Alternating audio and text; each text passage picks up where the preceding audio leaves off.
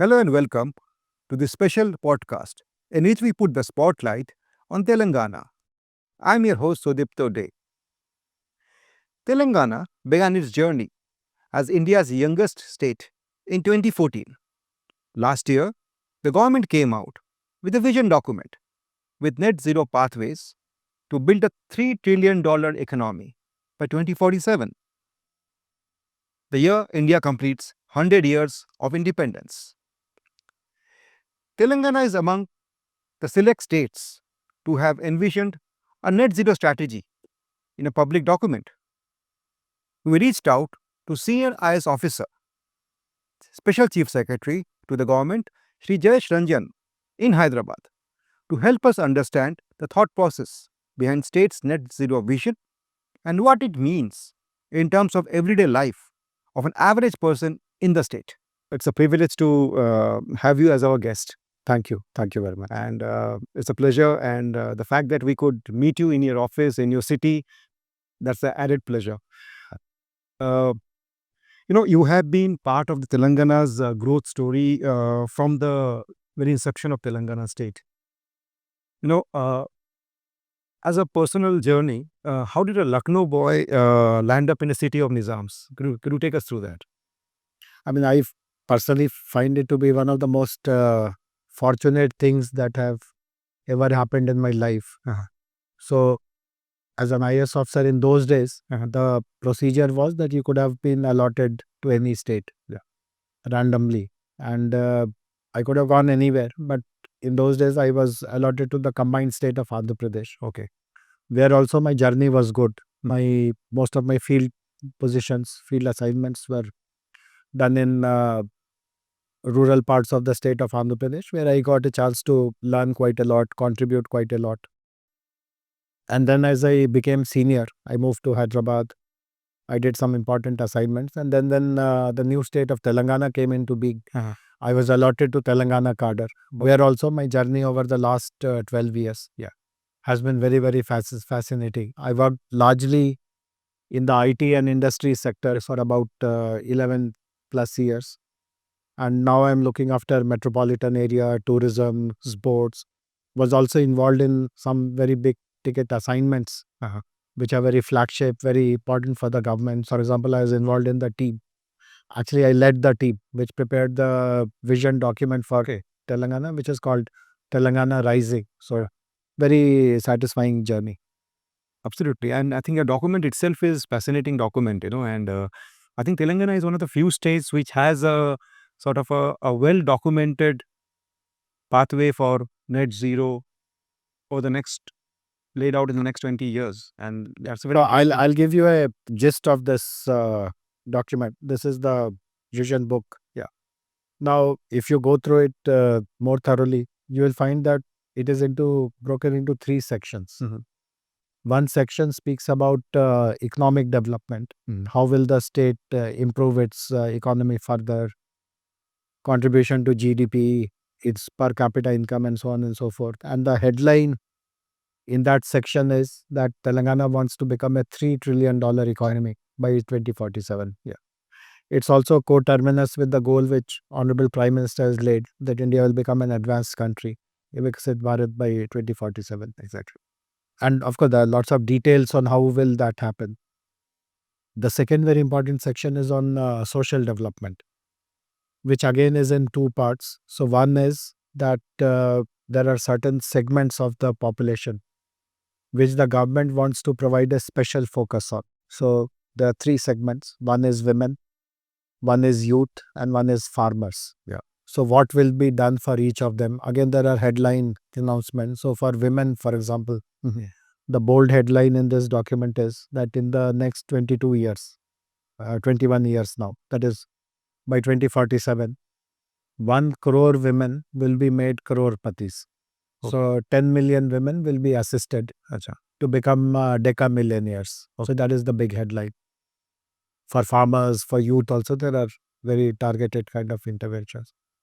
And one other part in the social development chapter is that if you look at the human development indicators in Telangana, so as compared to many other states, we are quite good. Yes. But if you compare only the southern states, then we are not amongst the top. We all know that Kerala, for example, has high literacy, high health parameters. Tamil Nadu is better. So we want to try out lots of new innovations so that we also are rated amongst the top in the south and obviously in the country as well. So that is the second segment.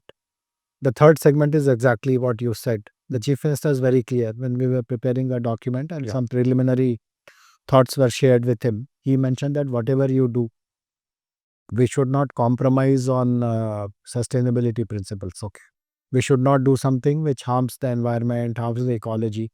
And therefore, in a very conscious way, we have prepared a third segment here, which is on sustainable development. So, economic development, social development, sustainable development. That is how it has. When I was going through this document, what I interestingly found that the vision document mentions the word net zero 67 times. The word sustainability appears 40 times, while the word solar features in 43 places. And interestingly, I came across terms like State Net Zero Commission Authority. Yes. And green governance, citizen carbon platform, action plan for carbon credits, and you have a circular waste marketplace. Yes. It seems that you have there's a thought process here. Could you take us through the thought process? Yeah. So I'll explain. I mean, I can explain each of these concepts individually as well, but I'll give you the framework of the thought process. So there are three things to share. One is that we have also been very conscious of the fact, and this is a criticism which is offered towards India, directed towards India, that great policies are made, great documents are prepared, plans are written, vision documents are prepared, but nothing happens thereafter. They all remain confined on paper. So one criticism which we get is that there's an absolute lack of seriousness in converting the intent into action. Intent is good, but who will do all that? There's no clarity. The execution part. So we have been very conscious of the fact that there is a risk that this document also will be dismissed as just some document which will make the government look good, but there is no seriousness. So it's not aspirational. It's more than that. It's more implementable. So in every chapter, there's a clear understanding on who will do it, how will it be done, by what time frame will action start. So suppose you have to do something by 2047. Exactly. It doesn't mean that you keep sleeping till 2046 and then suddenly some magic will happen. You have to start working from 2025 itself, 26. Some result should come visible by 2029, 30, 35, 40, and so on and so forth. So that is one. The second very important thing is that, again, the credit goes to the chief minister. Normally, one of the reasons why execution does not happen, despite good intent, despite good kind of a kind of a solid action plan, is that there are limitations in the implementation capacity. I want to implement, I want to bring all these outcomes, but I don't have the capacity to implement. So one way is to start investing in building your own capacity, and hopefully at some point in time, those capacities will be built and then you start implementing. But a more pragmatic approach should be that if you don't have the capacity, does someone else have the capacity? And then do you have the broad-mindedness to bring them to work with you?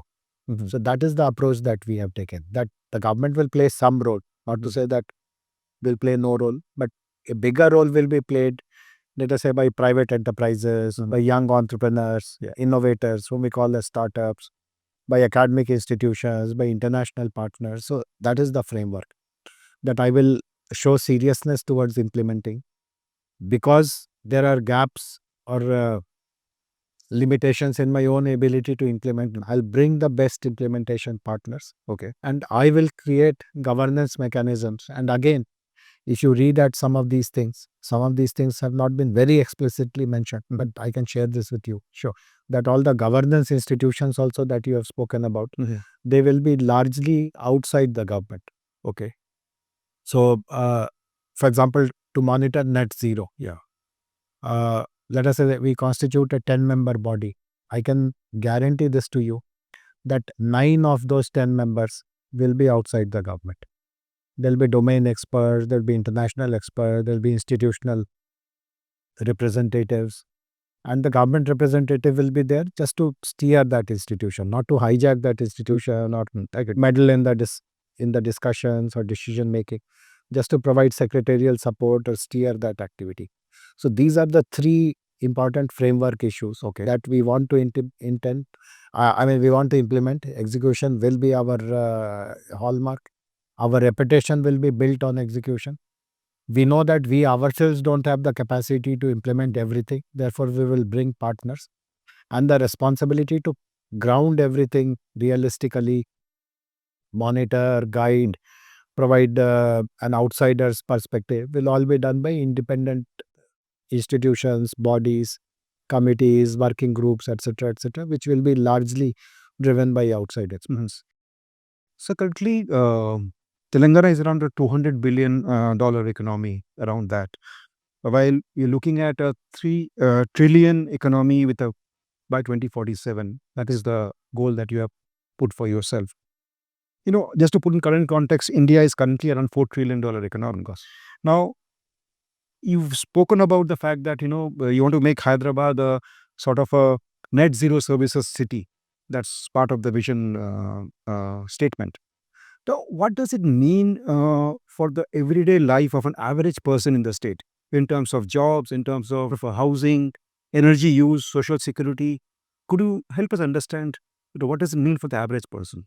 Yeah. So I'll tell you something which is being done currently by me. Sure. Which answers your question in some ways, and then I'll connect what we are doing to the vision goals and achievement of those goals. So one of the responsibilities that I'm playing currently is that I'm in charge of the metropolitan area.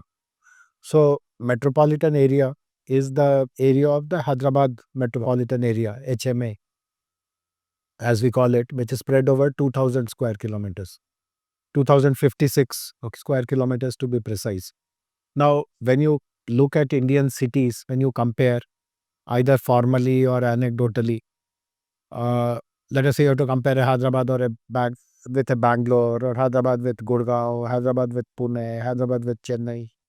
So on many parameters, Hyderabad is rated better. People say that this is the most livable city.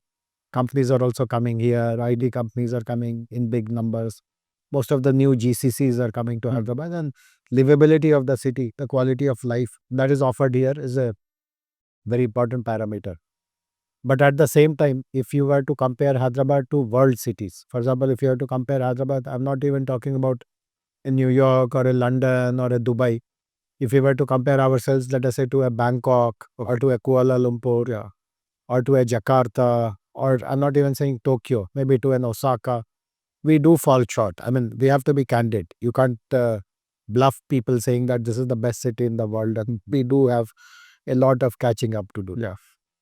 So one of the current things that I'm focused on is to identify interventions which can improve the livability of the city. Okay. Further, it is already the most livable city in the country. But can we improve the livability further so that it starts matching some of these other global cities? And we have started doing an exercise. We have actually identified 100 odd interventions, Okay. 100 plus interventions, all of which can be implemented or turned around in a relatively small span of time. Okay. See, there are some government projects which go on for 10 years, 20 years. I'm not looking at those 10 years, 20 years kind of projects. I'm looking at things which can be done in 1 year time, 1.5 years time, 2 years time. And we have identified 100 plus such intervention, which will improve the livability and which will have a direct impact on citizens' ease of living, his jobs, the quality of his environment, the quality of education, quality of healthcare, quality of living, and so on and so forth. Interestingly, if you look at climate plans globally, a lot of responsibility is put on the individual in terms of use less water, drive less, consume less. So how much of Telangana's net zero strategy depends on personal behavior change versus a structural change by the state and industry? No, so the honest answer to this is that you have to drive change at all levels. Okay. the responsibility at the citizens level also cannot be undermined. I mean, you do nothing, someone else will take care of it, is also not the right attitude. But at the same time, you only do everything, I'll just take a back seat, is also not the. So it's a partnership. It's a partnership, but you have to create a win-win-win situation. So I'll give you an example. Sure. Now, this is a very real example, and it is possibly a very good role model on how similar issues can be tackled across the country, exactly in the partnership mode. So, the combined state of Andhra Pradesh and the successor states of Telangana and Andhra Pradesh were the first states in the country, and not too many states do it, but one of the few states in the country which provide free power to farming sector. Yeah. So farmers don't need to pay for electricity, which in some ways a good welfare measure, because in other states where you have canal irrigation, you have water availability throughout the year. Here it's all groundwater, and therefore you are given free power to extract that groundwater. But we have also seen some adverse consequences as such, because power is free. Yeah. Sometimes you draw water more than what is required because nothing is being costed, and then it draws away the groundwater. Sometimes it creates other kind of ecological problems, etc., etc. So we have decided that all these electricity pumps will be converted into solar pumps. Okay.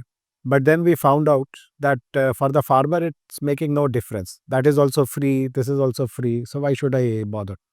And what is so big deal about converting from electricity to solar? So we realized that that is not going to move the needle. No one will convert because makes no difference whether I'm here or there. It's the same, which is free. So what we have now decided is that after you complete your irrigation requirements, if you can bank your solar energy and if you can supply it back to the grid, I will pay to you for that.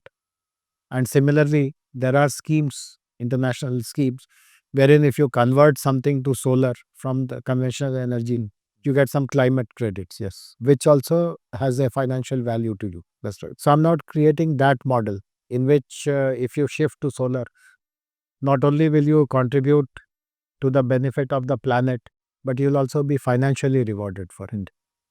So this is the partnership model that I convince you to do it, but I also create some incentives and institutions to help you do that. So interestingly, the document, there are limited references to the fact that there's a economic competitiveness, it links economic competitiveness to the low carbon growth, and suggesting net zero will make Telangana more attractive to investors. You have been sort of associated with this whole industrialization process of Telangana. Have you seen are there any indicators that you've seen, say, in the GCCs which have come in, or the IT sector, or your life sciences sector?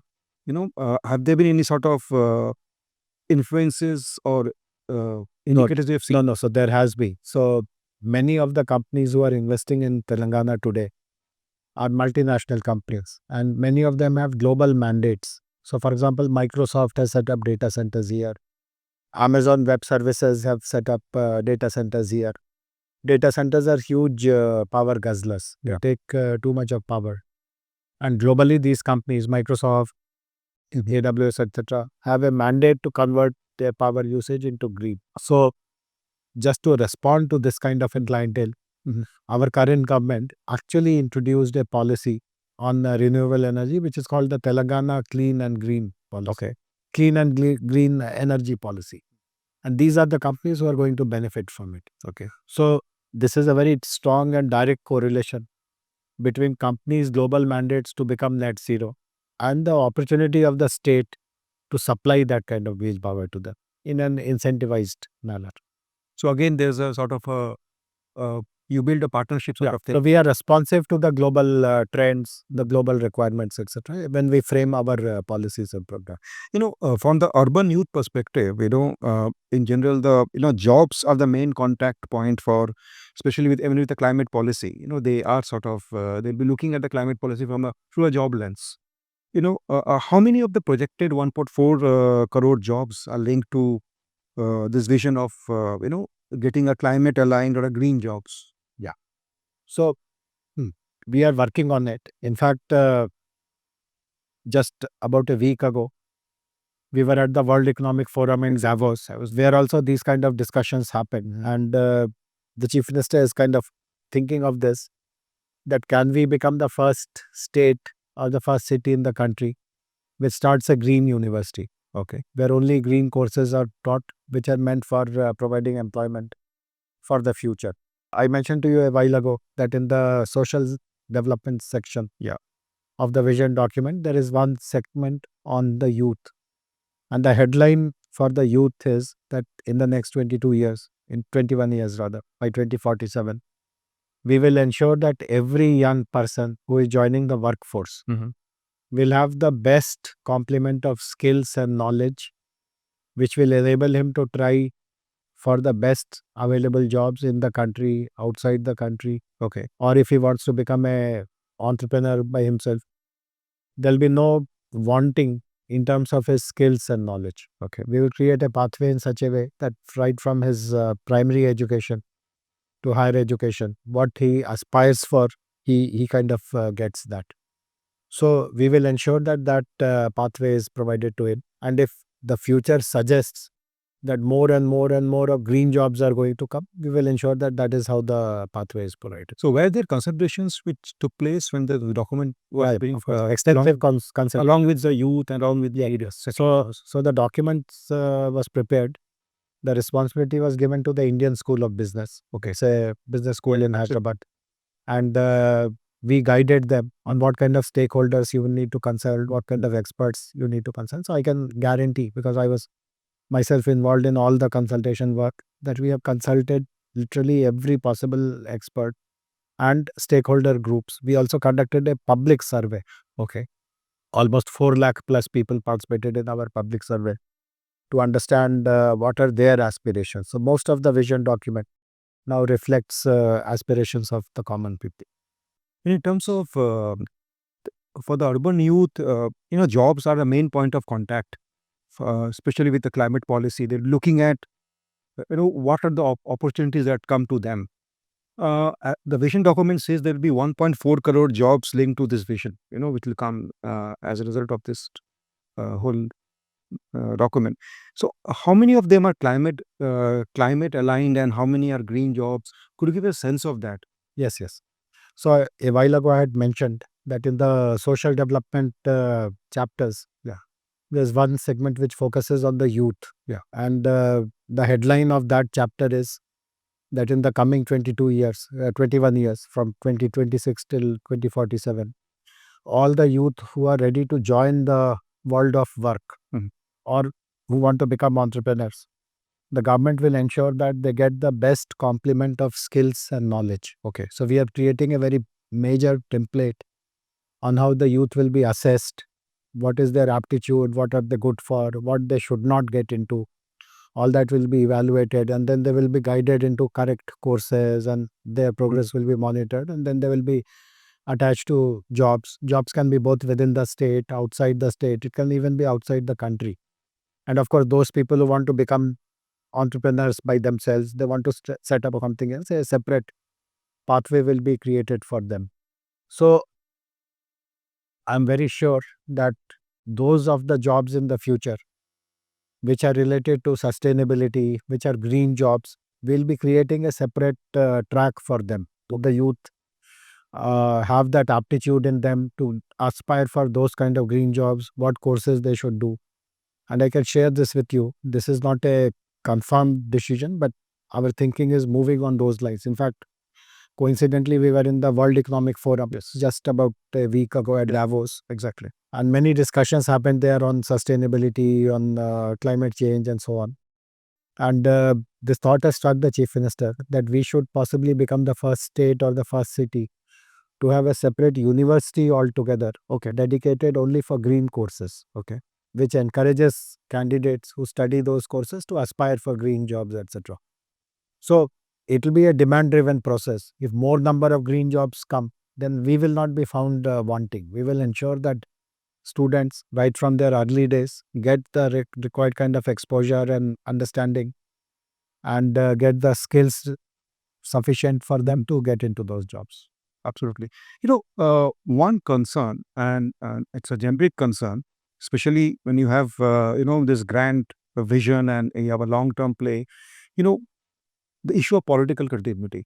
What happens is, how much of the part of the net zero sustainability agenda that the state has, is legally or institutionally locked in, and rather than dependent on a political continuity. Because as governments come and change, there could be changes, and how do you So sort of that is a factor which is taken into account because no one is permanent in the system. So obviously, we can't do anything based on that assumption that everything will remain the same over the next 22 years. exactly? So our experience has shown two, three things which are very important. One is give a statutory status to some of the important decisions. So I'll give you an example. When the state became a state in 2014, Telangana that is, one of the actually the very first law which was introduced by the state assembly was on ease of doing business. Okay. That law is called TSI pass. And one of the reasons why it was felt that it should be made into a law was exactly this, that the decisions, the reforms that we are introducing are very, very far reaching. But it should not happen that they remain in existence for X years and then suddenly someone cancels it. So if it is a law, you can still theoretically you can cancel, but it goes through a bigger process or scrutiny and discussions and debate and all that. The second important thing which I already mentioned is to create institutions. But more than creating institutions, provide the driving responsibility of those institutions to actors outside the government. That, in my opinion, is a very important. So, for example, we have created an institution called the T Hub.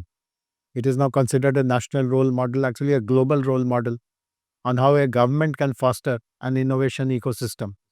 But if you visit T Hub or if you study deeply, you will realize that one of the reasons for success is that the steering wheel of that T Hub is completely outside the government. Okay. There's an independent body which runs it, Mhm. which will have people from outside the system. There'll be domain experts, and one of them will be the chairman of the institution. So these are some of the ways. And of course, as I mentioned earlier, while the vision spans for 21 years till 2047, the original implementation plan suggests that in the coming 5 years, do all the foundational things. Okay. So once the foundation is built very strongly, you may not see too much of results happening. Okay. For example, I gave you the example of 1 crore women being made crorepatis. Yeah. After 5 years, if you ask how many have become crorepatis, I may not have a very impressive number to show. Yeah. But in the coming 15 years, I can guarantee that 1 crore will become crorepatis because in these 5 years, I have laid the foundation of where those. So the wheel will start moving and but the foundation work, which is very strong, yes, which guides you that if this is done, rest of it will follow automatically. absolutely. I spoke about skills in the youth. I spoke about farmers' income. There are so many other in $3 trillion dollar economy. Also, there are multiple streams which will contribute to that. Exactly. The plan is that in the first 5 years, foundational groundwork has to happen.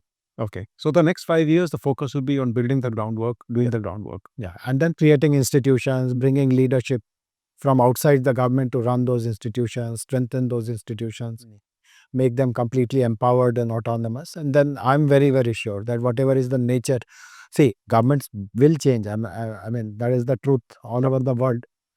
But the change will not lead to any dramatic curtailment of the progress towards vision. Absolutely.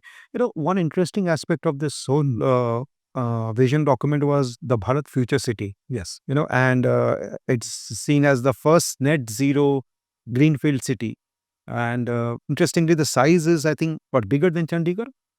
30,000 acres. 30,000 acres, which is bigger than Chandigarh, I think. So, so how will you sort of, if it's a net zero greenfield city, how do you, what are the baseline assumptions that you're making in terms of the, the embodied carbon from construction, material, land conversion? How do you account for those embodied carbon? See, so before I answer the net zero part of the city, I'll explain what is the need for having a city. Okay.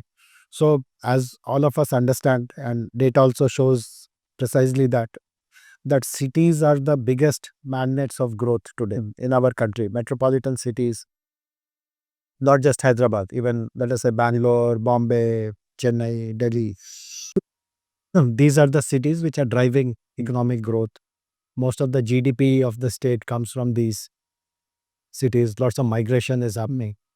But we also face a criticism that all the growth which is happening in these cities is unplanned. It's all very haphazard, and civic amenities are catching up, and you're not able to provide good quality of amenities, and it's all a very big chaos and mess and all that. So many urban planners have given this as a solution, that urbanization is bound to happen. There is no getting away from urbanization. And the correct way of regulating that urbanization, ensuring that even the new entrants to that city, they enjoy a good quality of life, is to have satellite townships. Okay. This is again not a very new concept. Satellite townships have been tried out in the country. Yeah. But what has happened is that these townships have missed out on certain very essential, very critical ingredients. For example, the proximity to the main city. Okay. To be a self-contained township where economic imperatives are also there, so that you don't have to look outside for work. Work is right there in the township. Some of these things have got missed out. Sometimes these townships are not inclusive. Okay. They cater to very elite kind of people, which is not really how the government would like these cities to be created. So we are now learning from the mistakes of the past, creating the satellite township. In terms of scale, it's a large township, 30,000 acres, but it is connected to the main city of Hyderabad. New transport opportunities have been created to have that connectivity. It is self-contained. The master plan has work also, economic activities also, recreation, and so on. But we are very clear that it should be a non-polluting city. It should be a net zero city. And we have engaged a consultant actually, Okay. to prepare the master plan for that. So right from construction till what kind of environmental remediation will you do, what kind of commute opportunities will be there.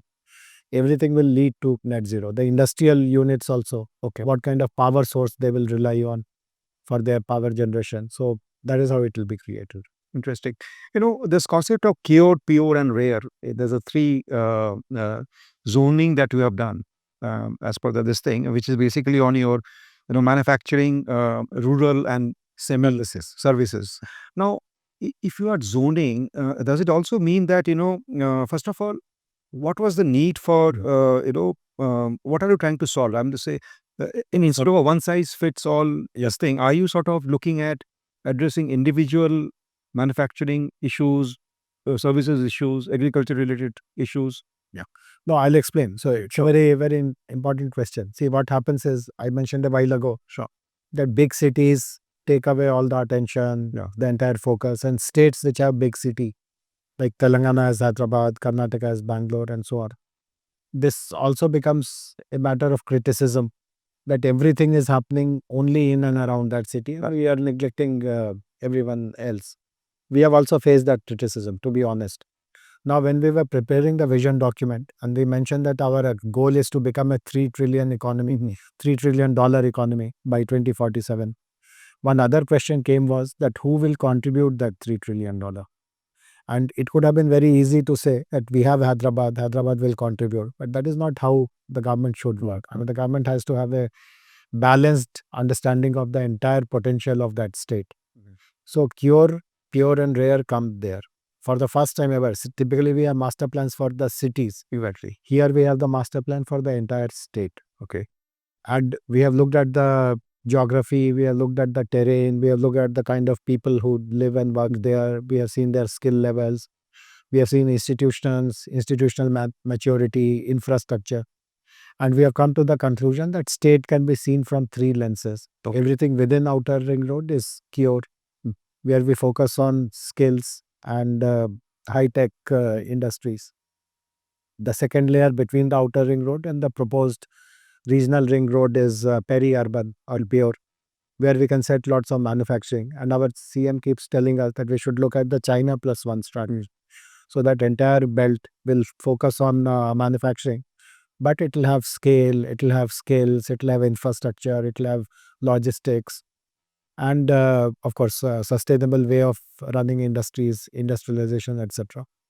The rest of it is rural economy, but the rural can also contribute. Okay. So most of the chapter recommendations that we have written about farming and the agriculture sector, they will all be rolled out there. How the entire rural belt will have more productivity, more production, better value addition to the crops through food processing industries, and so on and so forth. So if I can sort of be a sort of be a bit provocative here, have you looked at the people impacted? Because if somebody is born, say in the rural area, does he need to come to the city, the Hyderabad, to become a service oriented, or does he sort of stay there?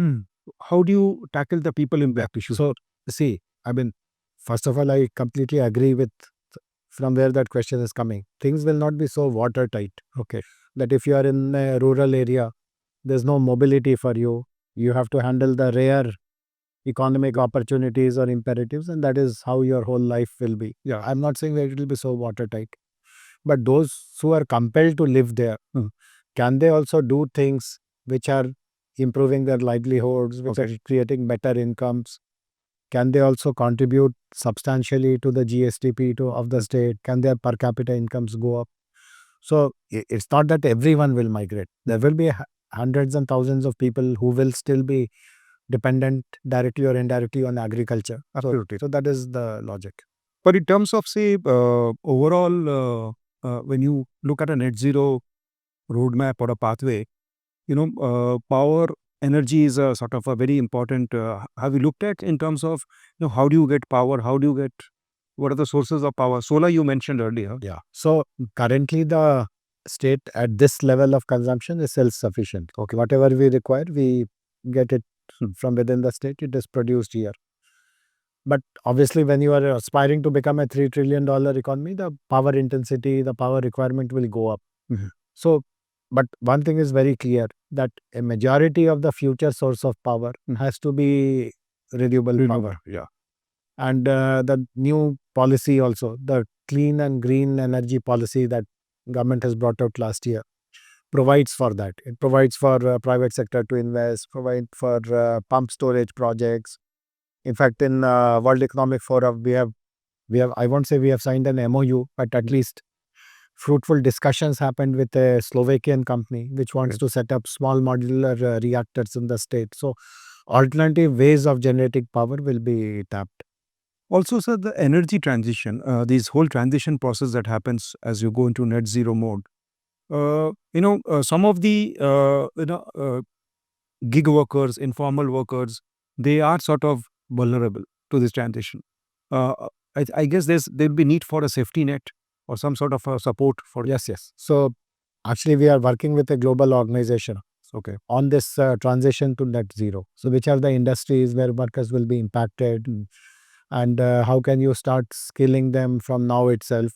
What are the alternate livelihoods that you will have to provide for them? Who will take that responsibility? So lots of planning is going on, and we are conscious of the fact that some sections will face vulnerability.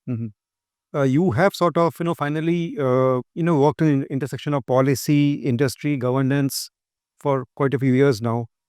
What is it that excites you about Telangana's future as you see this whole through the prism of your experience? And is there something in terms of, any concerns that you have that you feel one should be, be wary of or be conscious about?